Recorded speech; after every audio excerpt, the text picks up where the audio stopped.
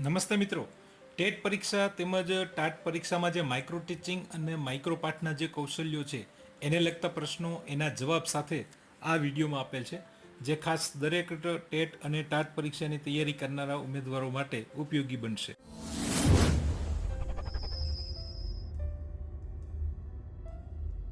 સૌથી પહેલા micro teaching એટલે શું? તો સામાન્ય રીતે માઇક્રોનો અર્થ સૂક્ષ્મ અથવા તો નાનું એવો થાય છે. એટલા માટે માઇક્રો ટીચિંગ પાઠનું પાઠ્ય વસ્તુ ઓછું હોય, વિદ્યાર્થીઓની સંખ્યા ઓછી હોય, પાઠનો સમય પણ ઓછો હોય, તેને માઇક્રો ટીચિંગ કહે છે.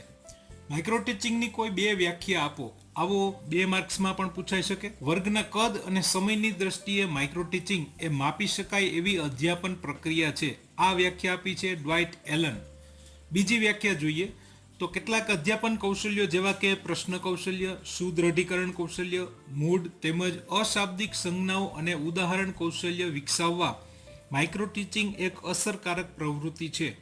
આ વ્યાખ્યા આપી છે પાસી અને શાહ. હવે માઇક્રો ટીચિંગ શબ્દનો ઉપયોગ સૌપ્રથમ કોણે અને ક્યારે કર્યો? તો આ એક વાક્યના પ્રશ્નમાં પૂછાઈ શકે એવો પ્રશ્ન છે. જો જવાબ છે કેલિફોર્નિયાની સ્ટેનફર્ડ યુનિવર્સિટીના પ્રાધ્યાપક ડ્વાઇટ એલને 1963માં માઇક્રો ટીચિંગ શબ્દનો ઉપયોગ સૌપ્રથમ કર્યો હતો. માઇક્રો ટીચિંગના લક્ષણો જણાવો. તો એમાં માઇક્રો ટીચિંગનું સૌથી પહેલું લક્ષણ છે કે આમાં વિદ્યાર્થીઓની સંખ્યા મર્યાદિત હોય છે, જેમ કે 5 થી 7 વિદ્યાર્થી સામે આ પાઠ આપવામાં આવે છે. બીજું લક્ષણ છે કે માઇક્રો ટીચિંગ પાઠની સમય મર્યાદા પણ સૂક્ષ્મ હોય છે. 5 થી 7 મિનિટના સમયગાળામાં આ પાઠ આપવાનો હોય છે. નંબર 3 ઉપર છે કે માઇક્રો ટીચિંગ દ્વારા વિષય વસ્તુ કે એકમ એ પણ નાનો હોય છે. 5 થી 7 મિનિટમાં શિક્ષણ કાર્ય થઈ શકે એવો નાનો એકમ આમાં પસંદ કરવામાં આવે છે. વિવિધ કૌશલ્યોમાંથી કોઈ એક કૌશલ્ય ઉપર આમાં ધ્યાન કેન્દ્રિત કરી અને પાઠ આપવાનું હોય છે. તો આ 4 માઇક્રો ટીચિંગના લક્ષણો છે.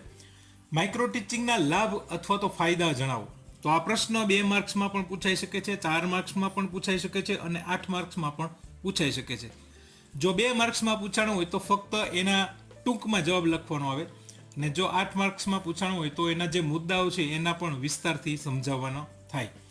જેમાં સૌથી પહેલા છે વર્ગ શિક્ષણ માટે સહી સલામત વ્યવહાર. એક શિક્ષક તરીકે વર્ગમાં જ્યારે વર્ગ શિક્ષણ કરવાનું થાય છે ત્યારે વર્ગ શિક્ષણ દરમિયાન ઘણા બધા કૌશલ્યો, ઘણું બધું વર્તન પરિવર્તન તેમજ વિષય વસ્તુમાં પણ વિવિધ પ્રયુક્તિઓનો ઉપયોગ કરવાનો હોય છે. ત્યારે એ દરેક વર્તન પરિવર્તન અને પ્રયુક્તિઓ વિશે જાણકારી હોવી જરૂરી છે. માઇક્રો પાઠમાં એક એક કૌશલ્યોને વારાફરતી શીખવવામાં આવે છે. અને બીજો ફાયદો એ છે કે માઇક્રો પાઠમાં સામે બેઠેલા જે વિદ્યાર્થીઓ છે એ પોતાના જ મિત્રો હોય છે, સહપાઠી હોય છે. એટલે એની સામે રજૂઆતમાં કે ભણાવતી વખતે એને શરમ સંકોચ થતા નથી, અને આવી રીતે એ વર્ગ શિક્ષણ કેવી રીતે કરવું એની એમાં એને તાલીમ મળે છે. અને ધીમે ધીમે અન્ય કૌશલ્યો પણ હસ્તગત કરે છે. પછી જ્યારે તે વર્ગ સામે જાય ત્યારે એમને એટલો સંકોચ થતો નથી. એટલે આ રીતે માઇક્રો ટીચિંગ એ વર્ગ શિક્ષણ માટે સહી સલામત વ્યવહાર છે. અહીંયા તે આસાનીથી ભણાવી શકે છે. નંબર 2 છે વર્ગ વ્યવહાર સુધારવા માટેનું કેન્દ્રિત સાધન છે માઇક્રો ટીચિંગ. કારણ કે આમાં એક કૌશલ્ય હસ્તગત કરવાનું હોય છે. દરેક કૌશલ્યમાં જ્યાં પણ કચાશ જણાય તો એને સૂચન, માર્ગદર્શન અને પ્રતિપોષણ દ્વારા એને દૂર કરવામાં આવે છે. એટલે આમ એક સારા શિક્ષક બનવા માટે, સુધારણા માટે માઇક્રો પાઠ એ અગત્યનું માધ્યમ છે. આમાં જ્યારે માઇક્રો પાઠ આપવામાં આવે છે ત્યારે સામા બેઠેલ સહપાઠીઓ દ્વારા જ્યાં પણ કચાશ જણાય કે નાની એવી ક્ષતિ હોય તો એને ધ્યાન દોરવામાં આવે છે, અને એને સુધારવા માટે શું કરી શકાય એ પણ એમાં સાથે માર્ગદર્શન આપવામાં આવે છે, જે ભવિષ્ય માટે દિશા સૂચક બની રહે છે. વર્ગમાં કેવી રીતે ભણાવવું, વિદ્યાર્થીઓ સામે કેવી રીતે બોલવું એની પણ આ શરૂઆત છે. જેથી સ્વાભાવિક છે કે બોલી ના શકીએ, પગ ધ્રુજે, પરસેવે રેબઝેબ થઈ જવાય અને સંકોચ પણ થાય છે. ત્યારે માઇક્રોપાઠ વખતે નાના સમૂહની સામે ધીમે ધીમે બોલવાની પ્રેક્ટિસ થાય છે, અને વારંવાર મહાવરા પછી આ સભાક્ષોભ દૂર થાય છે. વર્ગમાં કોણ સારું ગાઈ શકે છે, કોણ સારું લખી શકે છે, કોણ સારું બોલી શકે છે, હાવભાવ સાથે આકર્ષક રજૂઆત કોણ કરી શકે છે, કોણ સુવાચ્ય અક્ષરે લખી શકે છે, કોણ જાહેરમાં નિસંકોચ પોતાના મનોભાવ રજૂ કરી શકે છે. આવી જે શક્તિઓ છે કે આ બાબતોની મર્યાદાઓ માઇક્રો ટીચિંગ વખતે ખ્યાલ આવે છે. ઘણીવાર એવું બને છે કે વ્યક્તિને પોતાની અંદર રહેલી આ શક્તિઓ કે આવી સ્કિલ વિશે એને ખ્યાલ હોતો નથી, જે માઇક્રો ટીચિંગ વખતે સામે આવે છે. તો આ હતું માઇક્રો ટીચિંગના લાભ અથવા તો એના ફાયદાઓ. કેટલા માર્ક્સમાં પ્રશ્ન પૂછાય એના આધારે તમારે આ જવાબ લખવાનો થાય. માઇક્રો ટીચિંગની કોઈ 4 મર્યાદાઓ લખો. તો જે સૌથી પહેલી મર્યાદા છે એ સુવિધાઓની મર્યાદા, કે માઇક્રો ટીચિંગમાં 5-7 વિદ્યાર્થીઓનું એક જૂથ બનાવી અને દરેક જૂથમાં એના અલગ અલગ ક્લાસરૂમ બનાવવાના હોય છે. દરેકમાં બ્લેકબોર્ડ હોવો જોઈએ, જરૂરી પ્રાથમિક સુવિધાઓ હોવી જોઈએ, જે દરેક સંસ્થા પાસે આટલા પ્રમાણમાં ઉપલબ્ધ હોતી નથી. તો એની પહેલી મર્યાદા છે. બીજી છે સાધન સામગ્રીની મર્યાદા, કે માઇક્રોપાઠમાં અલગ અલગ વિદ્યાર્થીઓ પોતાની જરૂરિયાત મુજબ જે શૈક્ષણિક સાધનો એટલે કે TLM નો ઉપયોગ કરતા હોય છે, ત્યારે શૈક્ષણિક સંસ્થાઓ પાસે પોતાના સાધનોની મર્યાદિત સંખ્યા હોય છે અને એમાં અમુક વિદ્યાર્થીઓએ સાધનો વગર પણ કામ ચલાવી લેવું પડે છે. જેમ કે કોઈ એક તાલીમાર્થી ઓવરહેડ પ્રોજેક્ટરનો ઉપયોગ કરે છે તો અન્ય બીજા કોઈને પણ જો એ જોતું હોય તો એને મળતું નથી. જ્યારે આ સાધન વધુમાં વધુ 1 કે 2ની સંખ્યામાં જ સંસ્થામાં હોય છે તો બીજા કોઈને જોઈતું હોય તો એને મળી શકતું નથી. એટલે સાધન સામગ્રીની પણ મર્યાદા છે. નંબર 3 ઉપર છે કે નિરીક્ષકોની સઘન તાલીમનો અભાવ, કે માઇક્રો ટીચિંગમાં નિરીક્ષણ માટે જે જરૂરી પ્રાધ્યાપકોમાં માઇક્રો ટીચિંગના ઓબ્ઝર્વેશન વિશેની જે પૂરતી સમજ હોવી જોઈએ એ જો ન હોય તો પણ એ માઇક્રો ટીચિંગ છે એ સફળ થતું નથી. કારણ કે આની સામે સ્ટાફ છે એ લિમિટેડ હોય છે. માઇક્રો ટીચિંગમાં ફાળવેલા જે ક્લાસરૂમ છે એની સંખ્યા વધારે હોય છે. આવી સ્થિતિમાં અન્ય પ્રાધ્યાપક કે અન્ય કર્મચારીઓને પણ ઓબ્ઝર્વેશન માટે મૂકવા પડે છે. જો એને નિરીક્ષણ વિશેની માહિતી ન હોય અથવા તો ઓબ્ઝર્વેશન વિશે કઈ કઈ બાબતોને ધ્યાનમાં રાખવી, સૂચનો કેવી રીતે આપવા, અને એનું જે પરફેક્ટ જ્ઞાન ન હોય તો પણ માઇક્રો ટીચિંગ છે એ સક્સેસ જતું નથી. એના પછીની મર્યાદા છે શૈક્ષણિક મર્યાદા, કે માઇક્રો ટીચિંગમાં માઇક્રોપાઠથી તાલીમાર્થીઓ જે તે કૌશલ્ય હસ્તગત કરી લે છે એવું બનતું નથી. આ પાઠમાં દરેક કૌશલ્યનું પ્રશિક્ષણ શક્ય નથી અને આ પાછળ સમયપત્રકમાં પણ ઘણો બધો સમય વ્યતીત થાય છે. નેક્સ્ટ છે માઇક્રો ટીચિંગની પ્રયુક્તિને સફળ બનાવવાના ઉપાયો, અથવા તો એવી રીતે પણ પૂછાઈ શકે કે માઇક્રો ટીચિંગને સફળ બનાવવા એક શિક્ષક તરીકે તમે શું કરશો. બીજી રીતે પણ પૂછાઈ શકે કે માઇક્રો ટીચિંગના કુશળ ઉપયોગ કેવી રીતે કરી શકાય. તો એને જવાબ જોઈએ કે આ જવાબમાં શું લખાય. તો સૌથી પહેલા તો તાલીમાર્થીઓને જે જૂથ બનાવવામાં આવે છે એ જૂથ બનાવવામાં યોગ્ય કાળજી રાખવી. માઇક્રોપાઠમાં જેમને નિરીક્ષણ કાર્ય સોંપવાનું છે એટલે કે ઓબ્ઝર્વેશન માટે જે પ્રાધ્યાપકની ફાળવણી થાય છે એ તમામ પ્રાધ્યાપકોને નિરીક્ષણ અંગેની વ્યવસ્થિત તાલીમ આપવી, સમજ આપવી, ત્યાર પછી જ માઇક્રોપાઠનું ડેમોન્સ્ટ્રેશન શરૂ કરવું. માઇક્રો ટીચિંગમાં નિષ્ણાંત પ્રાધ્યાપક હોય એમની સેવા લેવી. અમુક અનુભવી જે પ્રાધ્યાપકો છે જે નિવૃત્ત પણ થઈ ગયા હોય અથવા તો બીજા ફિલ્ડમાં હોય તો એની સેવા લેવી, એમની મદદ લેવી અને એનું માર્ગદર્શન લેવું. પાઠ આયોજન અને એના અમલીકરણ બાબત સમયનું ખાસ આયોજન કરવું. તાલીમાર્થીઓને યોગ્ય રીતે પ્રતિપોષણ આપવું. જો આમ ન થાય તો પુનઃ શિક્ષણ છે એ નિષ્ફળ જાય છે. દરેક કૌશલ્ય તાલીમાર્થી સારી રીતે સમજી શકે એ માટે જે તે કૌશલ્યની સમજૂતી માટે જે પ્રાધ્યાપક છે અથવા તો જે ઓબ્ઝર્વેશન કરનાર છે એને સૌથી પહેલા આદર્શ પાઠનો નમૂનો રજૂ કરવો કે આ કૌશલ્યો તમારે હસ્તગત કરવું હોય તો આ કૌશલ્યનો પાઠ કેવી રીતે આપવો, એનું જે ડેમોન્સ્ટ્રેશન છે એ સૌથી પહેલા વિદ્યાર્થીઓની સામે કરે, જેથી જે તાલીમાર્થી છે એ જોવે અને ત્યાર પછી એની તૈયારી તો એ સારી રીતે આત્મસાત કરી શકે. તો આ હતી માઇક્રો ટીચિંગની પ્રયુક્તિને સફળ બનાવવાના કેટલાક ઉપાયો. હવે માઇક્રો ટીચિંગના 5 સોપાનો કયા કયા છે અથવા તો તબક્કાઓ કયા કયા છે. તો માઇક્રો ટીચિંગના સોપાનો કહીએ અથવા તો તબક્કાઓ તો એ 5 સોપાન છે. જેમાં સૌથી પહેલા શિક્ષણનો તબક્કો એટલે કે જે માઇક્રોપાઠ આપે છે. નંબર 2 પ્રતિપોષણનો તબક્કો. નંબર 3 પુનઃ આયોજનનો તબક્કો. 4 પુનઃ શિક્ષણ અને 5 પુનઃ પ્રતિપોષણ. તો આ માઇક્રો ટીચિંગના 5 સોપાન છે. અધ્યાપન કૌશલ્યો કેટલા છે અને ક્યાં. તો માઇક્રો ટીચિંગ પ્રયુક્તિના સંદર્ભમાં વડોદરાની જે CASC સંસ્થા છે એના દ્વારા તારવેલ વિવિધ પ્રકારના કુલ 22 જેટલા અધ્યાપન કૌશલ્યોની સંખ્યા છે, જેના નામ કંઈક આ પ્રમાણે છે: ઉત્તેજના પરિવર્તન, વિષયાભિમુખ, પુનરાવર્તન કે મુદ્દાની સંલગ્નતા, પ્રશ્ન પ્રવાહિતા, સુદ્રઢીકરણ, ઉદાહરણ, પ્રશ્ન ઊંડાણ, સ્પષ્ટીકરણ, કાપા કાર્ય, શાંતિ અને અશાબ્દિક સંજ્ઞા, ધ્યાનયુક્ત વર્તન ઓળખ, વ્યાખ્યાન, પાઠ ગતિ, દ્રશ્ય શ્રવ્ય સાધનો વાપરવાનું કૌશલ્ય, સ્વાધ્યાય આપવાનું કૌશલ્ય, ઉચ્ચ કક્ષાના પ્રશ્નો પૂછવાનું કૌશલ્ય, વર્ગ વ્યવસ્થા કૌશલ્ય, બહુવિધ પ્રશ્ન કૌશલ્ય, આયોજિત પુનરાવર્તન કૌશલ્ય, પૂર્ણ અભિવ્યક્તિ કૌશલ્ય, અધ્યાપન હેતુલેખન કૌશલ્ય અને લાસ્ટ વિદ્યાર્થી સહયોગ વૃદ્ધિ કૌશલ્ય. આ 22 જેટલા અધ્યાપન કૌશલ્યો છે, જેમાંથી 22 આપણે જે તે તાલીમ છે BEd હોય કે DLEd એમાં 22 અધ્યાપન કૌશલ્યોને શીખવામાં આવતા નથી અને તે શક્ય પણ નથી. અને જો શીખવવામાં આવે તો ઘણો ખરો સમય આમાં વ્યતીત થઈ જાય છે. એટલે આપણે પ્રમુખ જે કૌશલ્ય છે મુખ્ય, એ જ કૌશલ્ય હાલમાં તાલીમી સંસ્થાઓમાં ચાલે છે, મતલબ કે એના દ્વારા એની સમજ આપવામાં આવે છે. એ કયા કયા કૌશલ્યો છે એ પણ આપણે આગળ વિગતવાર જોઈએ. જેમાં સૌથી પહેલા આવે છે વિષયાભિમુખ કૌશલ્ય. તો એમાં 2 માર્ક્સમાં પણ પ્રશ્નો પૂછાઈ શકે, અથવા તો 1 માર્કમાં પણ આવી રીતે પૂછાઈ શકે કે વિષયાભિમુખ કૌશલ્ય એટલે શું, અથવા તો વિષયાભિમુખ કૌશલ્યનો અર્થ આપો. તો શિક્ષક જે વિષયાંક કે મુદ્દો શીખવવાનો હોય એના પ્રત્યે વિદ્યાર્થીઓને અભિમુખ કરવાના, અભિમુખ એટલે તરફ લઈ જવા, તો અભિમુખ કરવાના કૌશલ્યને વિષયાભિમુખ કૌશલ્ય કહે છે. આ થઈ એકદમ સરળ પરિભાષા, વિષયાભિમુખ કૌશલ્ય કોને કહેવાય. બીજો પ્રશ્ન આવી રીતે બની શકે કે વિષયાભિમુખ કૌશલ્યના ઘટકો કયા કયા છે. તો શિક્ષકે વિષયાભિમુખ કૌશલ્ય હસ્તગત કરવા માટે એના જે ઇચ્છનીય વર્તનો છે એ હસ્તગત કરવા જોઈએ. આ વિષયાભિમુખ કૌશલ્યના ઘટકો કહેવાય. જેમ કે પૂર્વજ્ઞાનનો ઉપયોગ અને યોગ્ય પ્રયુક્તિઓનો ઉપયોગ, આ 2 વિષયાભિમુખ કૌશલ્યના ઘટકો છે. નેક્સ્ટ પ્રશ્ન, વિષયાભિમુખ કૌશલ્ય કેળવવા કેવી પ્રયુક્તિઓનો ઉપયોગ કરી શકે. વિષયાભિમુખ કૌશલ્ય કેળવવા એક શિક્ષક કેવી પ્રયુક્તિઓનો ઉપયોગ કરી શકે, જણાવો. તો શિક્ષક વિષયાભિમુખ કૌશલ્ય કેળવવા એક શિક્ષક તરીકે નીચેની પ્રવૃત્તિઓનો ઉપયોગ કરી શકે, જેમ કે પ્રશ્નોત્તરી, ઉદાહરણ કે દ્રષ્ટાંત, કથન, વ્યાખ્યાન કે વર્ણન, નાટ્યકરણ કે રોલ પ્લે, વાર્તા, કાવ્ય પંક્તિનું જ્ઞાન કે દ્રશ્ય શ્રાવ્ય સાધનોનો ઉપયોગ અથવા તો પ્રયોગ. આવી અનેકવિધ પ્રયુક્તિઓનો ઉપયોગ કરી શકે અને વિષયાભિમુખ કરી શકે. આ કૌશલ્યનું મહત્વ શું? તો શિક્ષક વર્ગમાં જે કંઈ શીખવવા ઈચ્છતા હોય એની શરૂઆત સારી થવી જોઈએ. શિક્ષક જે શીખવવા માગે છે એની શરૂઆત તદ્દન સાહજિક અને રસમય રીતે થાય તો શિક્ષણ કાર્ય સરળ અને સહજ બને છે.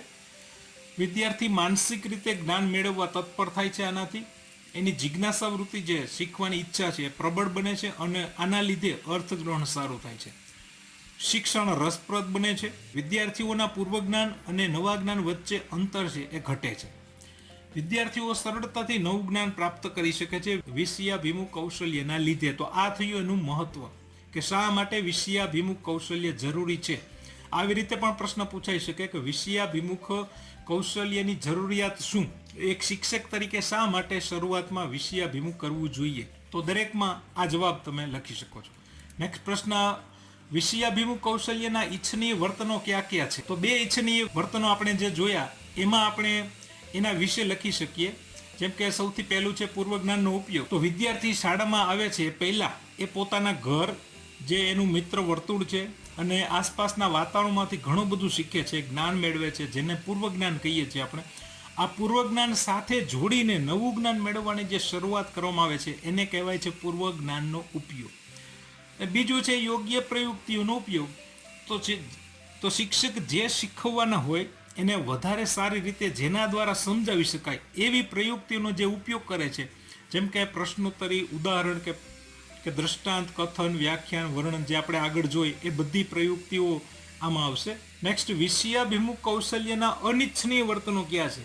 અનિચ્છનીય કે જે ન થવું જોઈએ. તો એમાં 2 વર્તન એવા છે કે જે અનિચ્છનીય છે. એમાં એક છે સાતત્ય ભંગનું વર્તન. કોઈ પણ વિષયાંગ શીખવતી વખતે શિક્ષકની રજૂઆતમાં વિચારોની ક્રમિકતા ન જળવાય ત્યારે સાતત્ય ભંગનું વર્તન થયું એમ કહેવાય. અને બીજું છે કૃત્રિમ રીતે મથાળું કઢવું. તો શિક્ષક જે વિષય વસ્તુ શીખવવાના છે એ વિષય વસ્તુનો મુખ્ય વિચાર એટલે કે કેન્દ્રવર્તી વિચારને ધ્યાનમાં લીધા સિવાય ફક્ત મથાળામાં જે પાઠનું નામ છે કે એકમનું નામ છે એના આધારે વિષયાભિમુખ કરાવે ત્યારે કૃત્રિમ રીતે મથાળું કઢાવ્યું એમ કહેવાય. બીએડમાં ભણતી વખતે તમે એક સૌથી જાણીતું ઉદાહરણ સાંભળ્યું હશે કે વર્ગમાં ટીપુ સુલતાન વિશે ભણાવવાનું હોય ત્યારે શિક્ષક એક વિદ્યાર્થી પાસે પાણીનો ગ્લાસ મગાવે છે અને આંગળીથી પાણીનું ટીપું બતાવે છે અને પછી પૂછે કે આ શું છે. તો વિદ્યાર્થી જવાબ આપે કે ટીપું. તો બીજો સવાલ તરત જ એ પૂછે કે રાજાને બીજા શબ્દોમાં શું કહેવાય. તો વિદ્યાર્થી જવાબ આપે કે સુલતાન. તો આજે આપણે ટીપુ સુલતાન વિશે ભણીશું. તો આ થયું કૃત્રિમ મથાળું કે જે બીએડમાં દરેક તાલીમાર્થીએ સાંભળ્યું જ હશે. તો આવી રીતે વિષયાભિમુખ કરાવે તો આ કૃત્રિમ રીતે મથાળું કઢાવ્યું કહેવાય. અને આ અનિચ્છનીય છે, મતલબ કે આવું કરવાનું નથી, અથવા તો આવું થાય તો એ યોગ્ય નથી. ત્યાર પછી બીજું કૌશલ્ય છે કે પ્રશ્ન પ્રવાહિતા કૌશલ્ય એટલે શું. તો વર્ગ શિક્ષણ દરમિયાન અધ્યાપન પ્રક્રિયાને દ્વિધ્રુવી બનાવવા માટે ખાસ શબ્દ છે દ્વિધ્રુવી. એટલે બંને પક્ષ સક્રિય બને, એક્ટિવેટ રહે, વિદ્યાર્થી અને શિક્ષક. એના માટે શિક્ષક પ્રશ્ન પૂછતા હોય છે ત્યારે નિર્ધારિત સમયમાં મહત્તમ સંખ્યામાં ટૂંકા, સ્પષ્ટ, સુસંગત અને ભાષાકીય દ્રષ્ટિએ શુદ્ધ પ્રશ્નો પૂછીને યોગ્ય ઉત્તર મેળવવાના કૌશલ્યને પ્રશ્ન પ્રવાહિતા કૌશલ્ય કહે છે. તો આ થઈ એની વ્યાખ્યા. તો આનું મહત્વ શું? પ્રશ્ન પ્રવાહિતા કૌશલ્યનું મહત્વ જણાવો. અથવા તો બીજી રીતે આવો પણ પ્રશ્ન હોઈ શકે કે એક શિક્ષક પાસે પ્રશ્ન પ્રવાહિતા કૌશલ્ય હસ્તગત હોવું જોઈએ, કારણ સહિત જણાવો. તો આનાથી શું ફાયદા થાય? તો શિક્ષણ કાર્ય સૌથી પહેલા તો રસદાર અને કસદાર બને છે. વિદ્યાર્થીઓનું પૂર્વજ્ઞાન જાણી શકાય છે, એની જિજ્ઞાસા વૃત્તિ જાગૃત કરી શકાય છે. શિક્ષકે શીખવેલી વસ્તુ વિદ્યાર્થીઓ શીખ્યા કે નહીં, કેટલું શીખ્યા એનો ખ્યાલ પ્રશ્નો પૂછવાથી જ આવે છે. મૌખિક અભિવ્યક્તિ કેળવી શકાય છે કે પૂછેલા પ્રશ્નમાં વિદ્યાર્થી જે જવાબ આપે છે એનાથી એની જે મૌખિક અભિવ્યક્તિ છે એ કેળવી શકાય છે. સતત એકધારા કથનથી જે કંટાળાનો ભાવ જાગે છે વિદ્યાર્થીઓમાં, એ પ્રશ્ન દ્વારા દૂર કરી શકાય છે. વિદ્યાર્થીઓની સહભાગીદારી વધે છે, એને વિચારતા કરી શકાય છે. શિક્ષણ દ્વિધ્રુવી પ્રક્રિયા બને છે, એના લીધે વર્ગ જીવંત રહે છે. નેક્સ્ટ, એક શિક્ષક તરીકે વર્ગમાં તમે કયા કયા પ્રકારના પ્રશ્નો પૂછશો, અથવા તો બીજી રીતે એમ પણ પૂછાઈ શકે કે પ્રશ્નના પ્રકારો કયા કયા છે. તો આરંભ પ્રશ્નો, હેતુ પ્રશ્નો, વિચાર પ્રેરક પ્રશ્નો, પૂર્તિ પ્રશ્નો, દ્રઢીકરણ પ્રશ્નો, મૂલ્યાંકન પ્રશ્નો, ધ્યાનાકર્ષણ પ્રશ્નો, સ્મૃતિ પ્રશ્નો અને સ્વાધ્યાય પ્રશ્નો. આટલા પ્રકારના પ્રશ્નો વર્ગમાં પૂછી શકાય. પ્રશ્ન પ્રવાહિતા કૌશલ્યના ઘટકો કયા કયા છે? તો પ્રશ્ન પ્રવાહિતા કૌશલ્યના 3 ઘટક છે, જેમાં સૌથી પહેલા છે પ્રશ્નનું બંધારણ, કે પ્રશ્ન જે પૂછાય છે એ ભાષાકીય દ્રષ્ટિએ શુદ્ધ હોય, ટૂંકા હોય, સ્પષ્ટ હોય અને સુસંગત, કે વિષય વસ્તુ સાથે સંલગ્ન હોય, એને લગતા હોય, એને આધારિત હોય, એવા પ્રશ્નો હોવા જોઈએ. બીજું છે પ્રશ્ન પૂછવાની પ્રક્રિયા. તો પ્રશ્નની રજૂઆત આખા વર્ગની સમક્ષ હોવી જોઈએ. બધા જ વિદ્યાર્થીઓ ઉત્સાહપૂર્વક ચર્ચામાં ભાગ લઈ શકે અને સક્રિય રહી શકે એ માટે પ્રશ્નની રજૂઆત છે એ વર્ગ સમક્ષ કરવી જોઈએ. પ્રશ્નોનું પુનરાવર્તન ટાળવું જોઈએ. પ્રશ્ન પૂછ્યા પછી થોડો સમય શાંતિ જાળવવી. રજૂઆત સમયે યોગ્ય ઝડપ હોવી જોઈએ. અવાજ સુશ્રાવ્ય હોવો જોઈએ. તો આ બધું પ્રશ્ન પૂછવાની પ્રક્રિયામાં આવે છે. નંબર 3 ઉપર છે પ્રશ્નનું ઉત્પાદન. એમાં પણ કેટલીક બાબતો છે કે હા કે નામાં ઉત્તરો આવતા હોય એવા પ્રશ્નો ન પૂછવા. જેમ કે ભારતનું પાટનગર દિલ્હી છે, હા કે ના, તો એ યોગ્ય નથી. પછી સૂચક પ્રશ્નો ન પૂછવા, જેમ કે ગુજરાતની સૌથી મોટી નદી નર્મદા છે કે સાબરમતી. તો જે આ પ્રશ્ન પૂછાય છે એમાં જ જવાબ છે એ સૂચવેલો છે નર્મદા કે સાબરમતી. તો આ પણ સૂચક પ્રશ્ન છે એ ન પૂછવા જોઈએ. પછી પડઘા પ્રશ્નો ન પૂછવા જોઈએ. જેમ કે કોઈ વિધાન કે માહિતી શિક્ષક આપે ને તરત જ ઈ જ સેકન્ડે એમાંથી પ્રશ્ન પૂછે. જેમ કે આપણું રાષ્ટ્રીય ફળ કેરી છે, તો આપણું રાષ્ટ્રીય ફળ કયું છે, તો એ પડઘા પ્રશ્ન કહેવાય. તો એ પણ પૂછાય નહીં. અને અટકળ પ્રશ્નો પણ ન પૂછવા. જેમ કે ઘણી વખત શિક્ષક એવો પ્રશ્ન પૂછે કે જેમાં વિદ્યાર્થી અનુમાન અથવા તો અટકળ કરે, જેને આપણે અટકળે કહીએ છીએ. જેમ કે પ્રશ્નો દાખલા તરીકે આવો પ્રશ્ન પૂછે કે 5 વર્ષ પછી ભારતની વસ્તી કેટલી હશે? તો એ અટકળ કરીને જ જવાબ આપવો પડે, કારણ કે 5 વર્ષ પછી વસ્તીનો અંદાજ કેવી રીતે કાઢી શકાય. નેક્સ્ટ, સમર્થન પ્રશ્નો ન પૂછાય. શિક્ષક કોઈ વિધાન કે માહિતી આપે અને પછી તેમના સમર્થનમાં પ્રશ્ન પૂછે. જેમ કે વેદ 4 છે, ખરું ને? અથવા તો સાચું ને? તો આ સમર્થન પ્રશ્નો થયો. વિદ્યાર્થીઓનું સમર્થન આપણે માગીએ છીએ કે આ વિધાન છે એ સાચું છે કે નહીં. આ પ્રકારના પ્રશ્નો વિદ્યાર્થીઓને વિચારવામાં કોઈ મદદ કરતા નથી. એટલા માટે આવા પ્રશ્નો ન પૂછવા જોઈએ. ત્યાર પછી છે કે વિદ્યાર્થીઓને ક્ષોભ કે મૂંઝવણ થાય એવા પણ પ્રશ્નો ન પૂછવા. જેમ કે એક ઉદાહરણ છે કે રામે સીતાનો ત્યાગ કર્યો, એની જગ્યાએ તમે હોત તો શું કરત? તો આ પ્રશ્નની દ્રષ્ટિએ એ છે યોગ્ય નથી. નેક્સ્ટ, સુદ્રઢીકરણ કૌશલ્ય. તો સુદ્રઢીકરણ કૌશલ્ય એટલે શું? વર્ગની પ્રવૃત્તિઓમાં વિદ્યાર્થીઓ વધુમાં વધુ પ્રમાણમાં ભાગ લે એ માટે શિક્ષકે વિદ્યાર્થીઓ પ્રોત્સાહિત થાય એવી પ્રક્રિયા વધારેમાં વધારે પ્રમાણમાં કરવાનું, તેમજ વિદ્યાર્થીઓ નિરાશ થાય એવી પ્રક્રિયા ઓછામાં ઓછા પ્રમાણમાં કરવાનું જે કૌશલ્ય છે, આવડત છે, સ્કિલ, એને સુદ્રઢીકરણ કૌશલ્ય કહે છે. આ કૌશલ્યના ઘટકો કયા કયા છે? તો સુદ્રઢીકરણ કૌશલ્યના 2 ઘટકો છે, હકારાત્મક સુદ્રઢક અને નકારાત્મક સુદ્રઢક. હકારાત્મક સુદ્રઢકમાં પણ 2 પેટા પ્રકાર છે, હકારાત્મક શાબ્દિક અને હકારાત્મક અશાબ્દિક. જ્યારે નકારાત્મક સુદ્રઢકમાં પણ બે પ્રકાર છે, નકારાત્મક શાબ્દિક અને નકારાત્મક અશાબ્દિક. તો દરેક વિશે જોઈએ. સૌથી પહેલા હકારાત્મક શાબ્દિક સુદ્રઢકનો અર્થ શું અથવા તો એ કોને કહે છે? તો વર્ગ શિક્ષણ દરમિયાન વિદ્યાર્થી સાચો જવાબ આપે ત્યારે શિક્ષક એને પ્રોત્સાહન આપવા માટે શબ્દોનો સહારો લે છે, જેને હકારાત્મક શાબ્દિક સુદ્રઢક કહે છે. હકારાત્મક અશાબ્દિક સુદ્રઢકનો અર્થ આપો અથવા તો હકારાત્મક અશાબ્દિક સુદ્રઢક કોને કહે છે? તો એનો જવાબ કંઈક આ રીતે આપી શકાય કે વર્ગ શિક્ષણ દરમિયાન વિદ્યાર્થી સાચો જવાબ આપે ત્યારે શિક્ષક એને પ્રોત્સાહન આપવા માટે શબ્દનો સહારો લીધા વગર પોતાના વર્તન વ્યવહાર કે ચહેરાના હાવભાવથી એને આવકારે છે. અહીંયા એક જ વાક્ય મુખ્ય છે કે પોતાના વર્તન વ્યવહાર કે ચહેરાના હાવભાવથી એને આવકારે છે, એને સ્વીકારે છે. તેને હકારાત્મક અશાબ્દિક સુદ્રઢક કહે છે. હવે હકારાત્મક શાબ્દિક સુદ્રઢકો કયા કયા છે? તો એમાં છે સરસ, શાબાશ, સુંદર, ઉત્તમ, ગુડ, વેરી ગુડ, ખૂબ સરસ, એક્સેલન્ટ, બરાબર, સાચું છે, હજી વધુ પ્રયત્ન કરો, તમે સાચો જવાબ આપ્યો, તમે સાચા છો, તમારો જવાબ વખાણવા લાયક છે, તમે હોશિયાર છો, તમે બરાબર સમજ્યા છો. તો આ બધા હકારાત્મક શાબ્દિક સુદ્રઢકો છે જેનો શિક્ષકે યથાયોગ્ય કુશળતા મુજબ ઉપયોગ કરવાનો હોય છે. હવે આવી જ રીતે હકારાત્મક અશાબ્દિક સુદ્રઢકો કયા છે? તો આ પણ એક વાક્યમાં કે બે વાક્યમાં આવા પ્રશ્નો બધા પૂછાઈ શકે છે. આમાં શિક્ષક શબ્દનો સહારો લેતા નથી, કારણ કે અશાબ્દિક છે, શબ્દ વગર. એ ખાસ શબ્દ ઉપર ધ્યાન રાખવું, યાદ રાખવા માટે તમને સમજાઈ જશે કે આમાં શું આવે. શાબ્દિક એટલે જેમાં શબ્દનો સહારો લેવામાં આવે તો શબ્દનો ઉપયોગ થાય, જ્યારે અશાબ્દિક જેમાં શબ્દનો ઉપયોગ થતો નથી. તો આમાં શબ્દનો સહારો શિક્ષક લેતા નથી, પણ પોતાના વર્તન દ્વારા એમને પ્રોત્સાહન આપે છે. જેમ કે માથું હલાવવું, કોઈ જવાબ આપે તો માથું હલાવીને આપણે હા પાડીએ છીએ, તો એનો જવાબ કે તમે આપેલો જવાબ બરાબર છે. પીઠ થાબડવી, સ્મિત આપવું, એના જવાબને બોર્ડ ઉપર લખવો, એની પાસે જવું, તો આ બધા છે એ હકારાત્મક અશાબ્દિક સુદ્રઢકોના ઉદાહરણ છે. તો આ થઈ વાત હકારાત્મક શાબ્દિક અને અશાબ્દિક સુદ્રઢકની વાત. હવે જોઈએ નકારાત્મક શાબ્દિક સુદ્રઢકો એટલે શું, તે કયા કયા છે, એમાં કયા કયા આવે. તો વર્ગમાં જ્યારે શિક્ષક વિદ્યાર્થીને કાંઈ પણ પૂછે છે ત્યારે વિદ્યાર્થી એનો દરેક વખતે એવું ન બને કે જવાબ સાચો જ આવે. ક્યારેક યોગ્ય જવાબ ન પણ આપી શકે તો શિક્ષક કેટલાક નકારાત્મક શબ્દનો ઉપયોગ કરે છે, એને નકારાત્મક શાબ્દિક સુદ્રઢક કહે છે.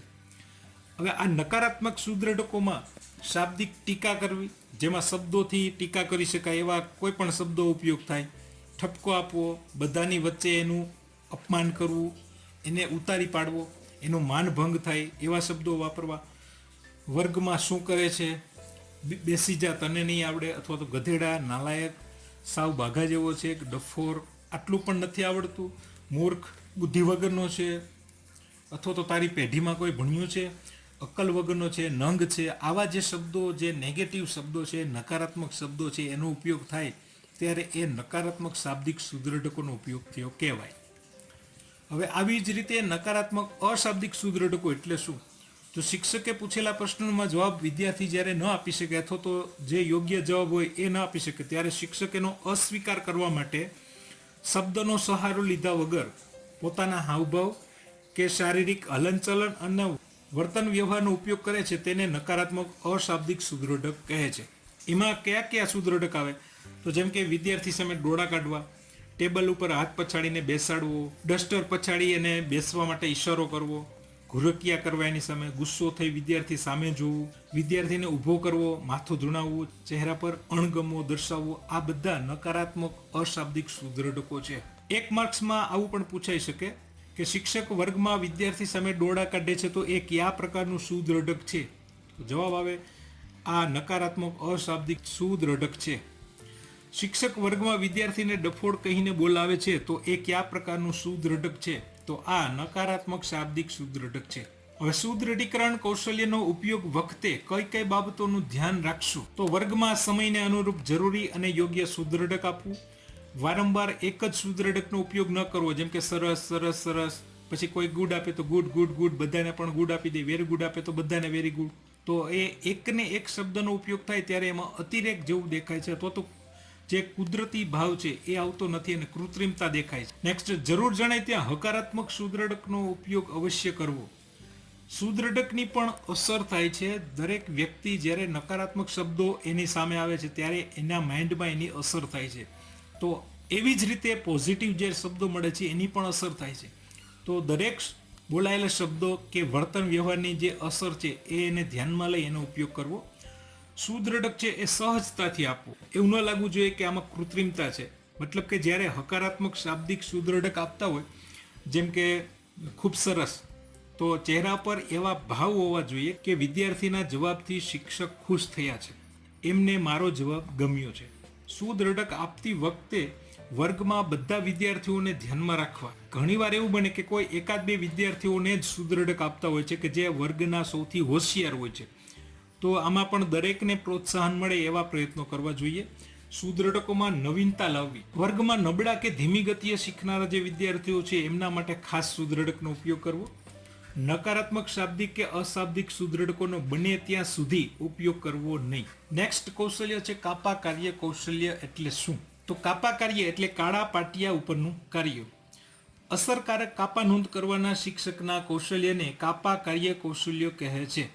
ને કાપા કાર્ય કૌશલ્યને શ્યામફલક નોંધ તરીકે પણ ઓળખવામાં આવે છે. વર્ગમાં શિક્ષકનો પરમ મિત્ર અને સાથીદાર કોણ છે? તો એ છે કાપા, એટલે કે કાળું પાટિયું. શિક્ષકના વર્ગ કાર્યનો લેખિત દસ્તાવેજ કયો છે? તો એ છે કાપા. કાપાને બીજા કયા નામે ઓળખવામાં આવે છે? તો શ્યામફલક પણ કહેવાય છે, કૃષ્ણફલક પણ એમને કહેવાય છે. બીજો પ્રશ્ન આવી રીતે પણ પૂછાય છે કે કાપા નોંધનું મહત્વ જણાવો, અથવા તો કાપા કાર્ય શા માટે જરૂરી છે? કાપા કાર્યની ઉપયોગિતા જણાવો, કાપા કાર્યના ફાયદા જણાવો. કોઈ પણ રીતે પ્રશ્ન પૂછાય એનો અર્થ એક જ થાય કે કાપા કાર્ય શા માટે જરૂરી છે, એનાથી શું ફાયદા થાય. તો સૌથી પહેલા વિષય વસ્તુને સરળતાથી આમાં લેખિત રીતે સ્પષ્ટ કરી શકાય છે. શિક્ષક બોલે, પ્રશ્ન પૂછે, વિદ્યાર્થી જવાબ આપે, ત્યાર પછી શિક્ષક એની કાપા ઉપર નોંધ કરે. આનાથી શું થાય? જ્ઞાનનું દૃઢીકરણ થાય છે. શિક્ષણ કાર્ય મુદ્દાસર અને ક્રમિક બને છે. શિક્ષણ કાર્યમાં સ્પષ્ટતા, ચોકસાઈ અને વૈવિધ્ય લાવી શકાય છે. અપરિચિત શબ્દો, કઠિન શબ્દો, મહત્વના મુદ્દાઓ કે સિદ્ધાંતોનું આમાં આલેખન, આકૃતિ કે મહત્વની જેટલી પણ કાંઈ બાબતો છે એ બધી કાપા ઉપર નોંધ કરી અને સરળતાથી વિદ્યાર્થીઓને સમજાવી શકાય છે. ગણિત શિક્ષણમાં કાપા સૌથી અગત્યનું બની રહે છે, કારણ કે ગણિત એવો વિષય છે કે જે કાપા વગર શીખવી શકાતો નથી. વર્ગ શિક્ષણ દરમિયાન રજૂ થતા વિરોધી શબ્દો કે વ્યાકરણને લગતી બાબતો, રૂઢિપ્રયોગ, કહેવત, વ્યાખ્યા, સમાનાર્થી જેટલા પણ મુદ્દા છે એ બધા કાપાની મદદથી સ્પષ્ટ રીતે સમજાવી શકાય છે. ફક્ત સાંભળવાને બદલે જો લખેલું હોય સામે, તો દ્રશ્ય અનુભવ એ વધારે લાંબા સમય સુધી યાદ રાખી શકાય છે. મહત્વના મુદ્દાઓ તરફ વિદ્યાર્થીઓનું ધ્યાન કેન્દ્રિત કરી શકાય છે. કોઈ પણ માહિતીને જ્યારે તુલના કરવાની હોય, એનો તફાવત સ્પષ્ટ કરવાનો હોય, કમ્પેરિઝન કરવાની હોય, ત્યારે કાપા પર સરસ રીતે કરી શકાય છે. સમગ્ર પાઠના વિકાસ અંગે જાણી શકાય છે. વર્ગ શિક્ષણ દરમિયાન વચ્ચે કોઈ પણ ગમે ત્યારે આવે તો કાપા ઉપર નજર કરે, એના આધારે એના જે આખા કાર્યનું જે વિકાસ રેખા છે એ કાપા ઉપર નજર કરે તરત જ ખ્યાલ આવી જાય છે. વર્ગમાં વિદ્યાર્થીઓની સક્રિયતા વધારી શકાય છે. નેક્સ્ટ, કાપા કાર્ય કૌશલ્યના ઘટકોના નામ. તો આના મુખ્ય 3 ઘટક છે. નંબર 1, હસ્તાક્ષરોની સુવાચ્યતા, કાપા કાર્યની સ્વચ્છતા, અને 3, કાપા કાર્યની યોગ્યતા. આ પ્રશ્ન 1 માર્કમાં પૂછાય તો ફક્ત નામ જ લખવાના છે. જો વધુ માર્ક્સમાં પૂછાય, 4 માર્ક્સમાં કે 5 માર્કમાં કે 8 માર્કમાં, તો દરેક વિશે વિગતવાર પણ લખવાનું થાય. તો ત્રણેય મુદ્દામાં જો વિસ્તારથી પ્રશ્ન પૂછવામાં આવે તો એની અંદર શું આવે એની પણ ચર્ચા કરીએ, જેથી મુદ્દાસર લખો. જો એમાં પ્રશ્ન લખવાનું થાય તો તમે લખી શકો. તો સૌથી પહેલાં છે હસ્તાક્ષરોની સુવાચ્યતા. તો કાપા ઉપર જે નોંધ થાય એમાં દરેક અક્ષર સ્પષ્ટ અને ભેદક હોવા જોઈએ. ભેદક એટલે અલગ તરી આવે, સીધો ખ્યાલ આવે કે આ શું લખ્યું છે. જેમ કે ગુજરાતીમાં આવા ઘણા બધા મૂળાક્ષર છે કે થોડી ઘણી સમાનતા છે, જેમ કે ધ અને ઘ, પ અને ય, ક અને ફ, અ અને ખ. જો એને યોગ્ય મરોડ રીતે લખવામાં ન આવે તો સામે બેઠેલ વિદ્યાર્થી પણ લખવામાં ભૂલ કરી શકે છે. પછી આમાં અક્ષર અને શબ્દ વચ્ચે યોગ્ય અંતર હોવું જોઈએ. જો આ અંતર યોગ્ય ન હોય તો પણ શબ્દ કે વાક્યનો અર્થ બદલાઈ જાય છે. બોર્ડ પર લખેલા અક્ષર ત્રાંસા કે વાંકા ચૂકા નહીં, પણ સીધી લીટીમાં લખાયેલા હોવા જોઈએ. દરેક અક્ષરોનું જે કદ છે એની સાઇઝ એ પ્રમાણસર હોવી જોઈએ. ખૂબ જ મોટા કે ખૂબ જ નાના પણ અક્ષર ન હોવા જોઈએ. વર્ગમાં છેલ્લે બેઠેલ વિદ્યાર્થી પણ આસાનીથી વાંચી શકે એ સાઇઝના અક્ષર હોવા જોઈએ. નંબર 2 ઉપર છે કાપા કાર્યની સ્વચ્છતા. તો અક્ષર પર અક્ષર કે શબ્દ પર શબ્દ ન લખાય એ ધ્યાનમાં રાખવું. અક્ષર કે શબ્દોને ઘૂંટીને લખવા જોઈએ નહીં. અગત્યના મુદ્દાઓ કે શબ્દોની નીચે યોગ્ય લીટી દોરવી જોઈએ. કાપા પર વિષય અનુરૂપ વિભાગ પાડીને લખાણ કરવું જોઈએ. જરૂર જણાય ત્યાં મુદ્દાઓ કે પેટા મુદ્દાઓને અલગ દર્શાવવા માટે રંગીન ચોકનો ઉપયોગ કરવો. લખાણને સાફ કરવા માટે ડસ્ટરનો ઉપયોગ કરવો. હાથથી કે અન્ય અસ્વચ્છ કપડાથી લખાણ સાફ કરવું જોઈએ નહીં. નંબર 3 ઉપર છે કાપા કાર્યની યોગ્યતા. તો એમાં આવશે લખાણ સ્પષ્ટ, મુદ્દાસર અને સંક્ષિપ્ત હોવું જોઈએ. મુદ્દાઓ તર્કબદ્ધ, ક્રમિક અને સાતત્યપૂર્ણ હોવા જોઈએ. પાઠની ચર્ચા દરમિયાન વિષય વસ્તુ જેમ જેમ આગળ વધે એમ એની સાથે જ કાપા કાર્ય થવું જોઈએ. એવું ન થવું જોઈએ કે કાપા કાર્ય સૌથી પહેલા થઈ જાય પછી વિષય વસ્તુની રજૂઆત થાય, અથવા તો વિષય વસ્તુની રજૂઆત થઈ જાય પછી છેલ્લે લાસ્ટ એન્ડમાં કાપા કાર્ય થાય, તો એ યોગ્ય નથી. પણ જેમ જેમ પાઠ આગળ હાલતો જાય એ રીતે કાપા કાર્ય પણ એની સાથે થવું જોઈએ. કાપા પર જેટલું પણ લખાણ થાય છે એ ભાષાની દૃષ્ટિએ શુદ્ધ હોવું જોઈએ. શબ્દોની જોડણી અને વાક્ય રચનામાં ભૂલ ન હોવી જોઈએ, જેથી વિદ્યાર્થીઓ પણ લેખન શુદ્ધિ કરતા શીખે. કાપા કાર્ય કરતી વખતે કઈ કઈ બાબતોને ધ્યાનમાં રાખવી જોઈએ? તો સૌથી પહેલા વર્ગમાં પ્રવેશતાની સાથે જ સૌથી પહેલા કાપા ઉપર પ્રકાશની યોગ્ય વ્યવસ્થા છે કે નહીં એ તપાસવી જોઈએ. કાળું પાટિયું એટલે કે કાપા જ્યાં છે એ વર્ગની બરાબર મધ્યમાં હોવું જોઈએ. ને કાપા કાર્ય કરતી વખતે શિક્ષકે પણ એ ધ્યાન રાખવું કે કાપા અને વિદ્યાર્થીઓની વચ્ચે ઊભા રહીને જે ડિસ્ટર્બ થાય એ ન થવું જોઈએ, એટલે કે અવરોધક ન બનવું જોઈએ. ઘણીવાર વિદ્યાર્થીઓ કહેતા હોય સાહેબ દેખાતું નથી, એક બાજુ રહ્યું, તો એ ન થવું જોઈએ. લખાણ કરતી વખતે ચોકનો ટક ટક અવાજ ન થવો જોઈએ. આવા અવાજથી વિદ્યાર્થીઓ ધ્યાનભંગ થાય છે. જ્યારે પણ કાપા પર નોંધ કરીએ ત્યારે વિદ્યાર્થીઓ એની સાથે પોતાની નોંધપોથીમાં નોંધ કરે છે કે નહીં એનું પણ ધ્યાન રાખવું. વર્ગમાં જરૂરી રંગીન ચોક કે ચોક એ જરૂરી માત્રામાં રાખવી અથવા તો સાથે લઈ જવું. વર્ગમાં પ્રવેશતાની સાથે સૌથી પહેલા કાપા ઉપર નજર કરવી. જો અગાઉના તાસમાં લખાયેલું હોય તો એ સૌથી પહેલા એને સાફ કરવું. કાપા પર લખતી વખતે શિક્ષકના અક્ષર સુવાચ્ય થાય એ ખાસ જરૂરી છે, જેથી વિદ્યાર્થીઓ સારી રીતે વાંચી શકે અને ભૂલ વગર પોતાની નોંધપોથીમાં પણ લખી શકે. તાસ પૂરો થાય અને શિક્ષણ કાર્ય પૂરું થાય પછી કાપા નોંધ સાફ કર્યા પછી જ વર્ગની બહાર નીકળવું જોઈએ.